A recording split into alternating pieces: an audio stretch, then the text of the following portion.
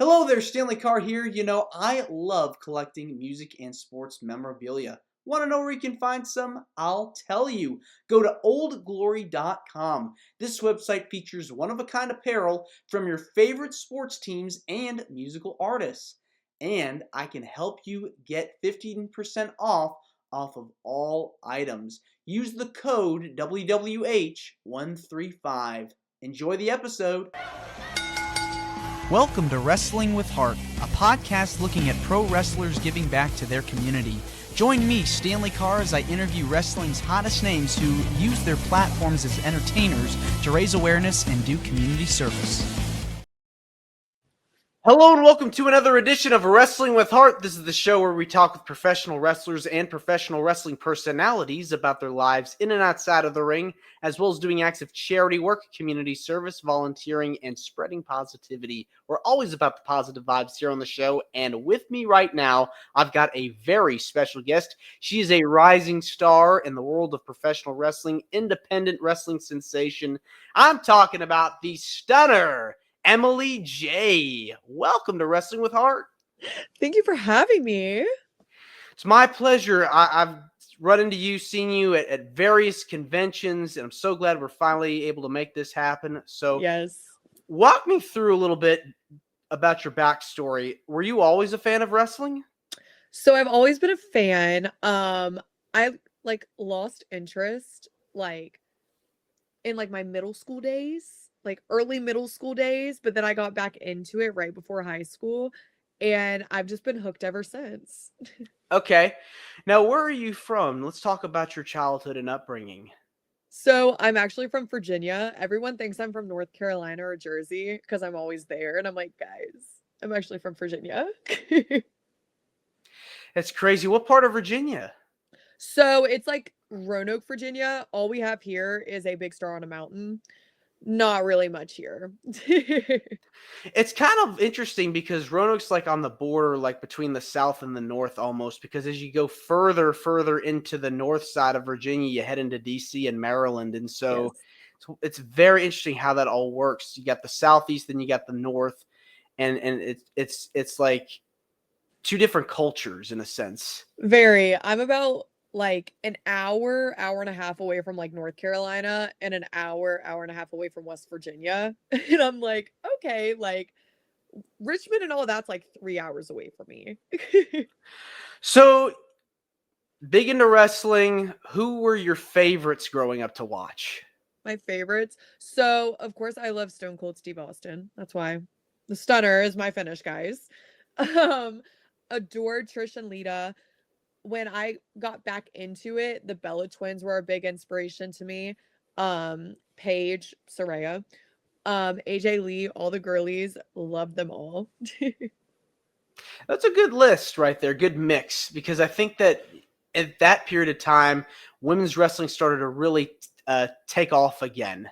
Yes. This is around the mid to late 2010s when you had the Divas era, the tail end of that Divas era, Total Divas into the women's revolution. The Yes. Bella twins and Paige, along with AJ Lee, were really kind of responsible for ushering in that new era, so to speak. So you were right at that point where, yeah, these women are kicking ass. I was like, I want to do this. I want to do this. And I put my mind to it and heart to it. Now we're here. Well, at what age did you start looking for schools to start training? So I was 14 looking for schools. But in Virginia, you cannot train unless you're 18, which was a big struggle for me because I'm I want to do this now.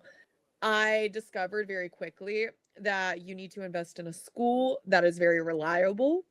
And I ended up moving to Florida for a couple months and training at Flatbacks Wrestling School with Sean Spears and Tyler Breeze. And I owe them literally my entire career. They seem pretty cool to work with. Absolutely. They are some of the most intelligent wrestling minds I've ever met. And to be able to train underneath them was amazing. When you talk about the training experiences, I've had people on the show that have talked about it. It is intense. It is a workout. Were you big into sports growing up as a kid, learning how to do different things before that kind of helped prepare you for the world of wrestling?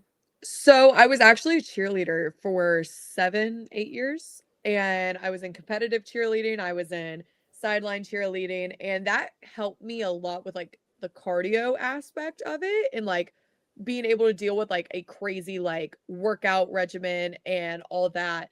But I realized very quickly that in shape and in ring shape are 2 totally different things. They definitely are, and it is grueling because you have to put your body through so much agony. Oh, yes.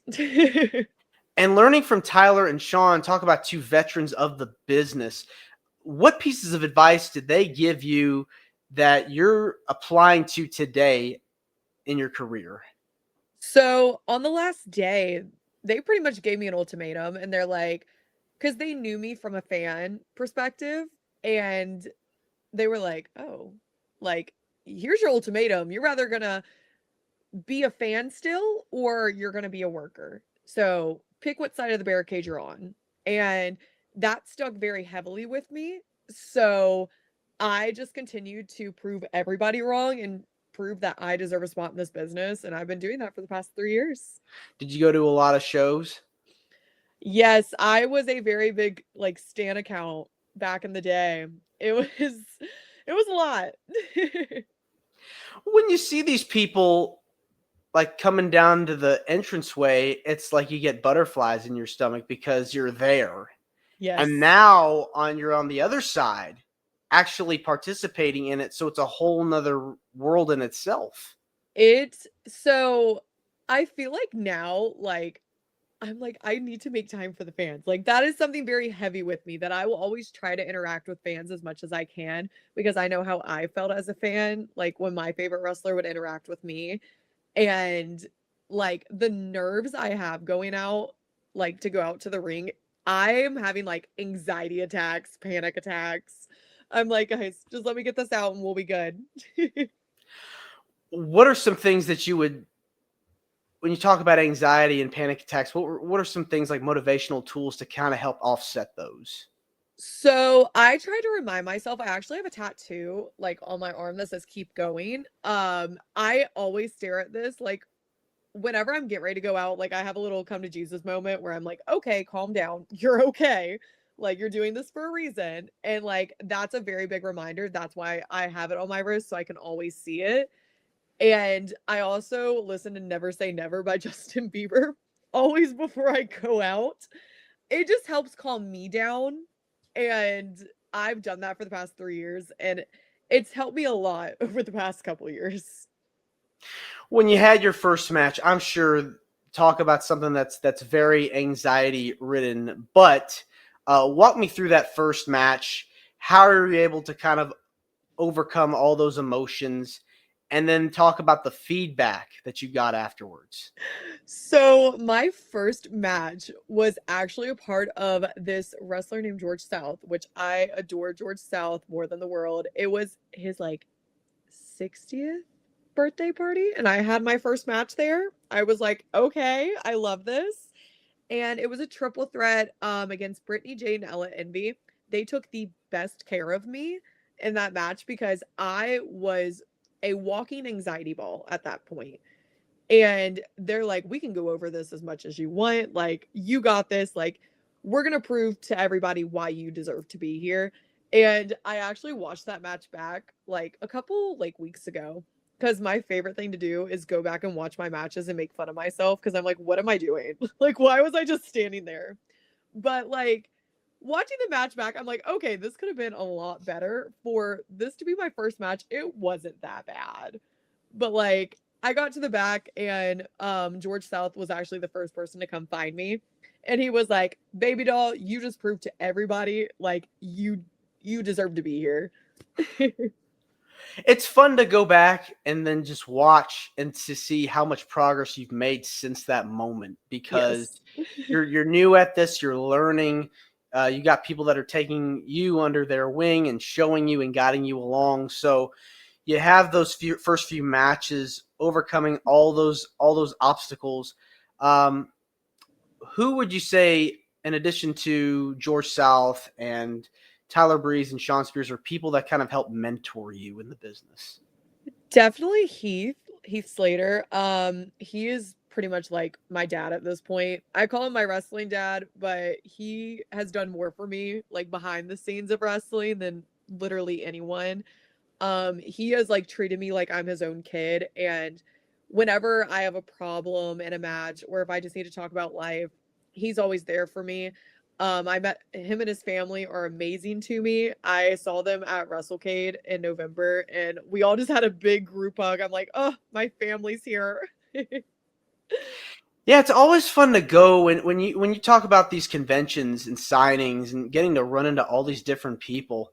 Um, it's like a family reunion in a sense Yes. because you're around these people so much, and then you don't see each other for a while, and then you see these people again. And talk about earlier like the Bellas and Soraya, getting to see those guys at conventions too. I mean, talk about what's it like kind of being around these people. Like, oh my gosh, I grew up watching you, and now here I am as a wrestler meeting you. So I actually met Soraya for the first time ever at SummerSlam last year during WrestleCon. I got my friend that was working her table to come get me, and I'm like, can I please meet her? Like, this is my dream right now. And I went up to her and she was like, oh my God, you're like the younger, hotter version of me. I said, I'm gonna go cry right now, actually. And I just saw her at Squared Circle Expo a couple weeks ago, and that was amazing. I literally adore her. Like, I would not be doing this if it wasn't for people like her that inspired little girls like me growing up. And it's just amazing to see everything come full circle so quick. There's no better feeling in the world to meet people that you look up to and aspire to be like. Oh, yes. Well, you've had a few years under your belt now. Let's talk about some of the people you've gotten the chance to share the ring with. Who would you say have been some of your favorite opponents? My favorite opponents. Leah Knight is definitely up there. Leah is a North Carolina girl that shows up and shows out every match she has. And I think she deserves to be on a bigger stage because that girl is amazing. She's one of my favorites. Amanda Kiss is also up there. She's also a North Carolina girl. Brittany Brooks, Gabby Forza. Those are some of my girls where I'm like, I will share the ring with you any day of the week, anytime. The independent scene right now is just white hot, stacked with talent. Yes. And there's no better feeling in the world right now to be a wrestling fan because you got all these different products out right now. So talk to me about how you feel like where the wrestling scene is going on the independents and where you hope the business heads to. So I think the independent scene right now, with all the hungry talent we have, it is literally amazing to see because we went through an era at one point where like indie wrestling was just, we're all here.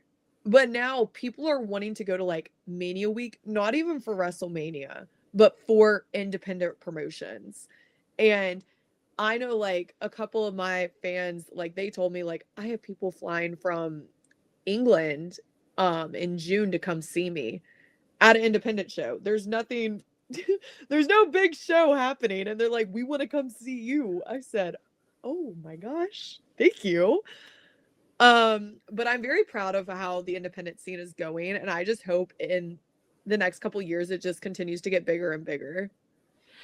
And I feel like too, when you're marketing yourself as a wrestler now, with the advent of social media and the internet, you have to figure out ways to constantly get content out and constantly figure out ways to brand yourself so that you attract new fans and followers. Yes. So I think that also is something that you have to really keep in mind as well. Oh, absolutely.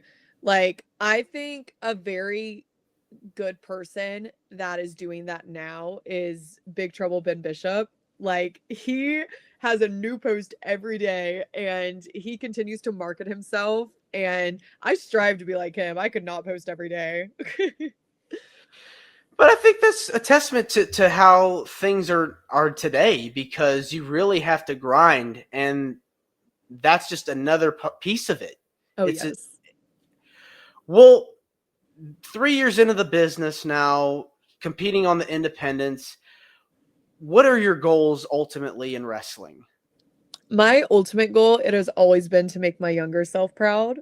Um, I hope I hope a contract is in the future. Rather that's in a year, 2 years, 5 years, 10 years. Like I'm going to do this until I know that I've made my younger self proud, and we're getting there. We're getting there. I can definitely see that. You will make it. And I think too, women's wrestling, there's never been any time where it's been hotter, because I feel like that it's just amazing on all fronts right now. All companies are killing it. They are doing amazing work. Dream opponents. Who are some people that you go, I really want to step in the ring with this person? I can already kind of tell maybe a couple people that you've mentioned already are like, yeah, I can kind of see where this may be going. Are we doing like dream matches like in general? Yes. Okay. So I really want to have a match with the Bellas. Rather that's just Nikki or Brie. I would love to have Nikki. That is my girl. I embody her whenever I can. Another dream match would be Deonna Purrazzo. I love Deonna. That is my girl. Um, there's so many amazing women. Like I could go on and on. Like I've had the um like I don't know the word right now. But I've had the opportunity to like share the ring with some amazing talents. I just shared the ring with Priscilla Kelly, which was an amazing learning experience. I also have shared the ring with Billy Starks numerous times. She continues to teach me new things every time we share the ring. And I really hope that like one day I can be that person for somebody else.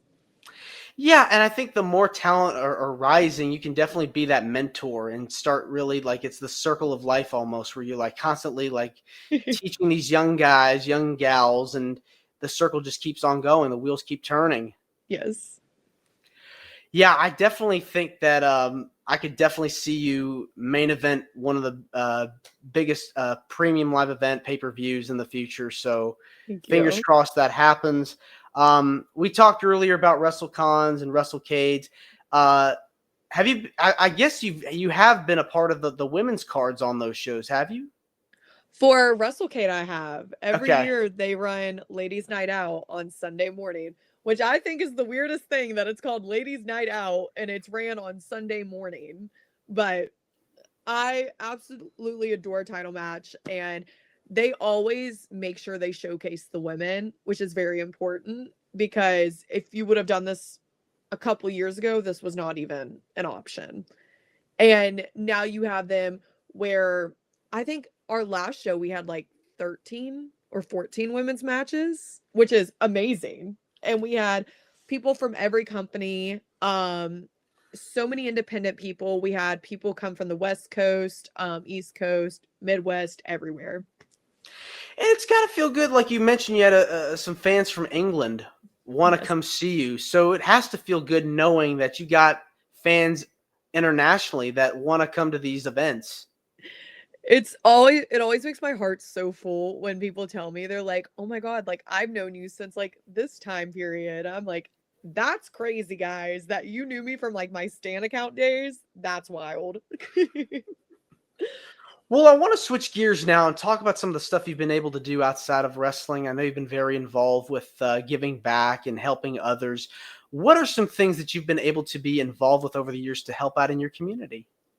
So, whenever I get the chance, I try to go and help out at like a shelter or something like that. I know my mom, she's the one that got me hooked on it. We always um go through our clothes and we're like, okay, let's figure out what's going on. And we'll always get like blankets, hoodies, or something, and we'll go give it to the shelter that's near our house.